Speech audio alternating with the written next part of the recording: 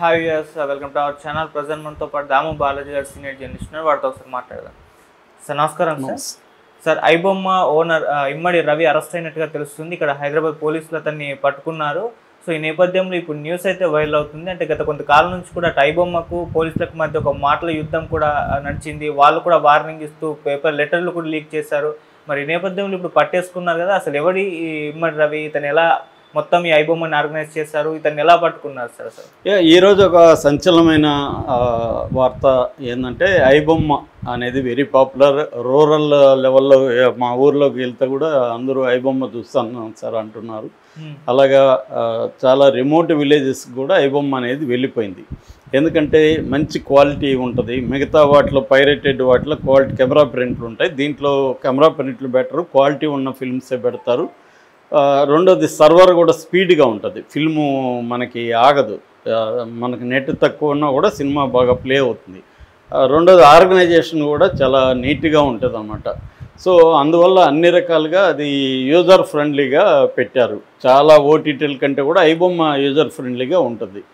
So అందువల్ల very popular. అయితే గతంలో కూడా ఐబొమ్మని అనేక సార్లు ఆపగలిగారు, కానీ అది కొత్త యూఆర్ఎల్ పెట్టుకొని వస్తూనే ఉంది. పైగా మామూలు వాళ్ళు అయితే సైలెంట్గా ఉంటారు. ఐబొమ్మ నిర్వాహకులు చాలా అతి తెలివిగా పోస్టులు పెట్టడం, బెదిరించడం, తాము చేస్తున్నది సామాజిక సేవ అన్నట్టుగా వాళ్ళు ఒక విప్లవకారులాగా బిల్డప్ ఇవ్వడం, పోలీసులకి ఛాలెంజ్ చేయడం, ఇది పోలీసులు పర్సనల్గా కూడా ఇగోగా కూడా తీసుకున్నారు. సో ఇది మొన్న లాస్ట్ మంత్ కూడా సివి ఆనంద్ ఆయన సిపిగా ఉండి వెళ్ళిపోతూ ఆయన ప్రెస్ మీట్ పెట్టాడు. దాంట్లో చాలామంది సినిమా ప్రొడ్యూసర్లు, హీరోలు అంతా కూడా పార్టిసిపేట్ చేశారు. ఆ రోజు కూడా మనం చెప్పుకున్నాం. సో వాళ్ళు కొన్ని కోట్లు పెట్టి ఈ పైరేటెడ్ వెబ్సైట్ల నిర్వాహకుల్ని పట్టుకున్నారు. అందులో ఒక అతను, ఇక్కడ కిరణ్ అనే అతను ఏం చేస్తున్నాడంటే, జోబీలో ఫోన్ పెట్టుకుంటాడు. ముందుగా ఒక థియేటర్కి వెళ్తాడు. ఆ థియేటర్లో సీటు కరెక్ట్గా చూసుకుంటాడు. స్క్రీన్కి బాగా ఉండే సీటు చూసుకొని, వాళ్ళ దగ్గర ఒక యాప్ ఉంటుంది. ఆ యాప్ ఏంటంటే, ఫోన్ ఆఫ్లో ఉంటే కూడా ఆ యాప్ ముందుగానే ఆన్ చేసేసుకొని పెట్టేసుకుంటే ఫోన్ ఆఫ్లో ఉంటుంది. ఫోను దాంట్లో రికార్డ్ అవుతున్నట్టు ఎవడికి తెలియదు, పక్కన వాళ్ళకి. జోబులో ఫోన్ ఉంటుంది అంతే. సో అవన్నీ ముందుగా ప్లాన్ చేసుకొని ఆ యాప్ ద్వారా రికార్డ్ చేసుకోవడం అనేది జరిగింది. అక్కడికక్కడే వాళ్ళు బయటకు వచ్చి పంపించేయగలుగుతారు ఆ సినిమాని. సో అలాగా కొంత ఈ మధ్య మంచి ఫోన్లు వచ్చాయి కాబట్టి కెమెరా ప్రింట్లు కూడా క్వాలిటీగా ఉంటున్నాయి. ఇంతకు ముందులాగా లేదు, అది కూడా క్వాలిటీగా ఉంటుంది. దాన్ని ఈ మధ్య ఏమైందంటే వీడియో ఎన్హాన్సర్స్ వచ్చాయి ఏఐ వచ్చినాక. సో వీడియో ఎన్హాన్సర్లో కొంత లో క్వాలిటీని ఎన్హాన్స్ చేస్తుంది. ఫోటోలు కూడా మనకి ఫోటో ఎన్హాన్సర్స్ వచ్చాయి. అలాగా వీళ్ళు దాన్ని మంచి క్వాలిటీలో పెట్టేస్తున్నారు. This is one method. అయితే రెండో మెథడ్ ఏంటంటే ఓటీటీల మీదనే చాలా సినిమాలు ఇవాళ బతుకుతున్నాయి. ఓటీటీలు వీళ్ళు టార్గెట్ చేసి ఓటీటీలో సినిమా రాగానే వచ్చిన పెట్టిన 2-3 గంటల లోపల ఆ సినిమాని పెట్టేస్తున్నారు ఈ ప్లాట్ఫామ్స్లో.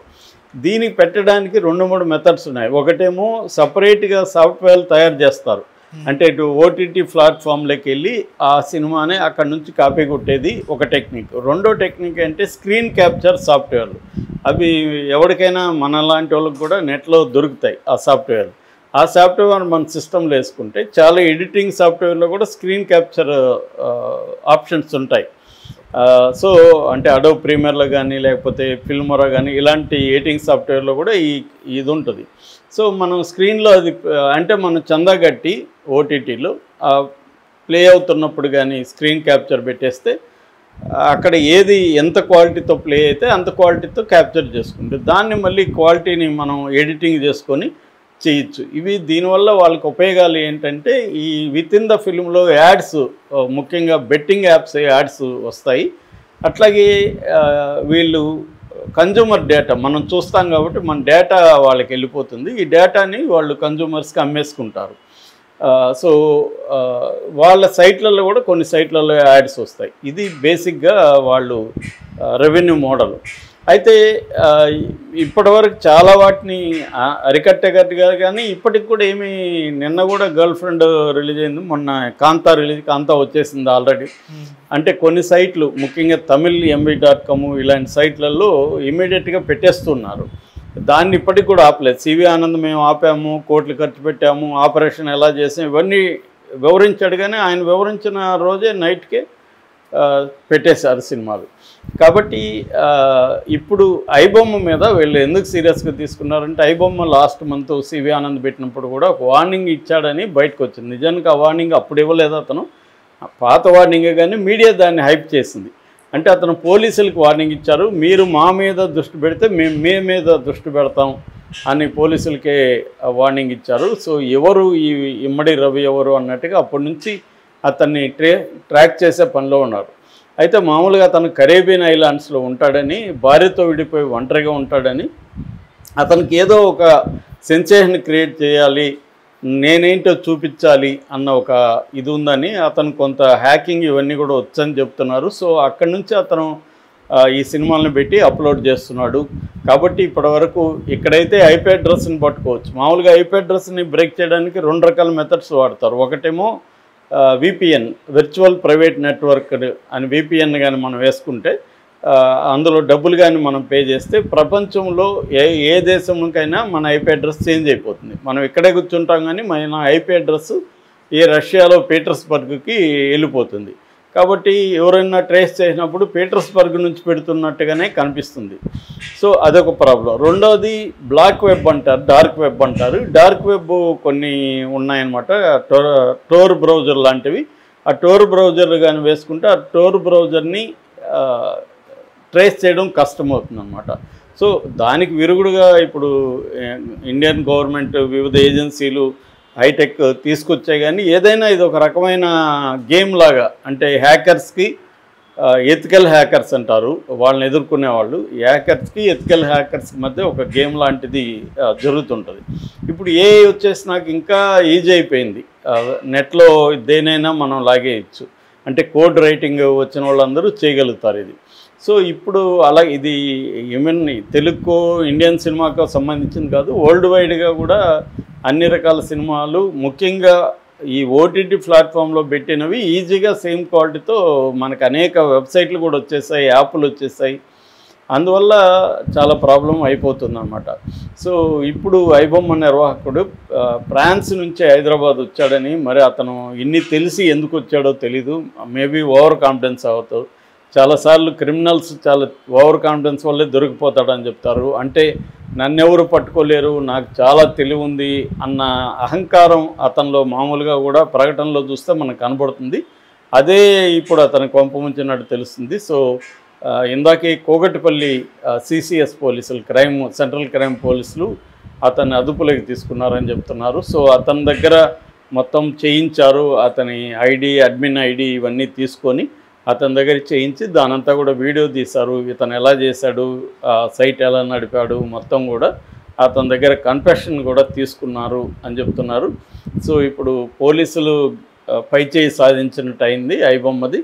ఎందుకంటే ఐబొమ్మ ఈ యాప్ వచ్చేసింది, ఈ ఐబొమ్మ రకరకాలుగా వెళ్ళిపోయింది. కాబట్టి ఐబొమ్మని ముందు టార్గెట్ చేస్తే మిగతా వాళ్ళకి కూడా భయం ఉంటుంది. అంటే మీరు ఏ దేశంలో కూర్చొని చేసినా కూడా మేము వదలము అన్న ఒక సిగ్నల్ ఇచ్చినట్టుగా అయింది. కానీ ఇప్పుడు నేను చెప్తున్నట్టుగా చాలా సైట్లు ఇప్పటికీ ఉన్నాయి, మరి వాటిని ఎలా ఆపుతారనేది చూడాలి. నాకు తెలిసి ఏంటంటే వరల్డ్ వైడ్గా ఇప్పుడు అమెరికా కూడా ఆపలేకపోయింది. అమెరికాలో ఇంకా బాగా టెక్నాలజీ ఉంటుంది, అన్నీ ఉంటుంది. బుక్స్ ఫర్ ఎగ్జాంపుల్, బుక్కులు కూడా ఈరోజు రిలీజ్ అయితే నైట్కి అంతా బుక్ వచ్చేస్తుంది. ఇప్పుడు నోబెల్ ప్రైజ్ వచ్చింది మొన్న ఆయనకి, ఆ బుక్ రాగానే పెట్టేశారు. కాబట్టి అంటే ఒక సైటు లిబ్జన్ అని ఉంది, లిబ్జన్ని ఆపగానే లిబ్జన్ ఇంకొక అన్నాస్ ఆర్కైవ్ అని ఇంకొకటి పెట్టుకున్నారు. అలాగే వాళ్ళు పేర్లు మార్చుకొని లైబ్రరీ ఇది పెట్టుకుంటారు. అట్లా పెట్టుకొని దాదాపు 30 కోట్ల పుస్తకాలు ఇప్పుడు ఇంటర్నెట్లో ఫ్రీగా దొరికే పరిస్థితి వచ్చేసిందన్నమాట. అందువల్ల ఈ బుక్ ఇండస్ట్రీ కానీ, పబ్లికేషన్స్ కానీ, లేకపోతే సినిమాలు పబ్లికేషన్స్ అన్నా అంత మల్టీ బిలియన్స్ అలాగా ఉండదు. కానీ సినిమా ఇండస్ట్రీ చాలా పెద్ద స్థాయి, ఇవాళ 400-500 కోట్లు మినిమం సినిమాలు ఎక్కువైనాయి. సో అలాంటి ఇప్పుడు రాజమౌళి ఒక 1000 కోట్లు పెట్టి సినిమా తీస్తున్నాడు, రిలీజ్ అవ్వగానే పెట్టేస్తే థియేటర్కి వెళ్ళే వాళ్ళు ఖచ్చితంగా తగ్గిపోతారు. ఎందుకంటే క్వాలిటీ ఫిల్మ్ ఉంది, ఇవాళ మంచి స్క్రీన్లు వచ్చేసాయి ఇళ్లల్లో. సో వీళ్ళు డౌన్లోడ్ చేస్తారు, పెన్ డ్రైవ్తో దాంట్లో పెట్టుకుంటారు, బ్రహ్మాండంగా బ్లూరేలో చూసుకుంటారు, హాయిగా సౌండ్స్ అన్నీ బాగుంటాయి, థియేటర్ ఎక్స్పీరియన్స్ ఉంది. సో థియేటర్కి ఎందుకు వెళ్తారు? పైగా థియేటర్లో టికెట్లు, పాప్కార్ను, కాఫీలు అన్నీ కూడా పెరిగిపోయినాయి రేట్లు. దాంట్లో ఇంటిల్లు పది హాయిగా కూర్చొని పెన్ డ్రైవ్లో పెట్టుకొని చూసుకుంటారు. ఇవాళ పరస్పరం సెండ్ చేసుకోవడం కూడా ఈజీ అయిపోయింది. ఒకప్పుడైతే చాలా డిఫికల్ట్గా ఉండేది. ఇవాళ 10 GB కూడా నేను నిమిషాల్లో నువ్వు ఎక్కడో ఉంటావు నీకు నేను సెండ్ చేసేయగలను. ఒక డౌన్లోడ్ చేస్తే 10 మందికి వెళ్ళిపోతుంది. టెలిగ్రామ్ యాప్ గ్రూపుల్లో కూడా పెట్టేస్తున్నారు. ఇదైతే పెద్ద సమస్యనే. దాదాపు తెలుగు సినిమాలకి సంబంధించి 200 కోట్ల వరకు నష్టం జరుగుతుంది. ఇండియన్ మొత్తంలో 20,000 కోట్లు నష్టం జరుగుతుందని చెప్తున్నారు ఇండస్ట్రీకి.